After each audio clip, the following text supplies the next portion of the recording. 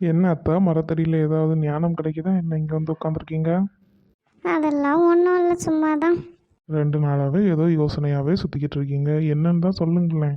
இன்னும் இல்லை, என் தம்பியை பற்றி தான் ஒரே கவலை, அதான் யோசிச்சுட்ருக்கேன். ஆமாம் அத்தை, உங்கள் தம்பி ஒய்ஃபும் தவறி போய் 6 மாதம் ஆச்சுல்ல. நீ வேற அதை நினச்சலாம் கவலையா இல்லை. வேற என்ன அத்தை? இப்போ வர வர அவன் போக்கே சரியில்லைம்மா. டெய்லி குடிக்கிறதும் சீட்டாடுறதும், அது மட்டும் இல்லை, பொம்பளைங்க சகவாசம் வேற. என்ன அத்தை சொல்கிறீங்க? இந்த வயசுலையா? அட ஆமாம், அதான் அதை நினச்சி தான் எனக்கு என்ன பண்ணுறதுனே தெரியல. அக்கம் பக்கத்துல எல்லாம் பேசிக்கிறாங்க. அது ஏன் நானே என் கண்ணால் பார்த்தேன். அவங்கிட்ட சொல்லவும் முடியல, என்ன செய்கிறதுனே தெரியல, மனசெல்லாம் ஒரு மாதிரி இருக்குது. சீராக் ஞானம் 42வது அதிகாரம் 8வது வசனம். அறிவிலிகளையும் மூடர்களையும் கூடா ஒழுக்கத்தில் ஈடுபட்டு குற்றம் புரியும் முதியோரையும் கண்டித்து திருத்துவது பற்றி நாணம் கொள்ளாதே.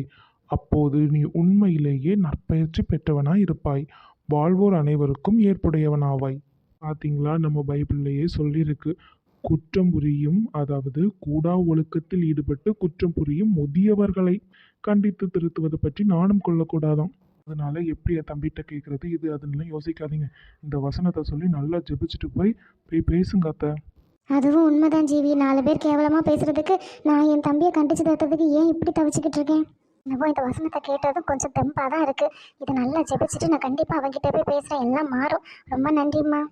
சரியான நேரத்தில் சரியான வசனத்தை சொல்லி ஞாபகப்படுத்தியிருக்க.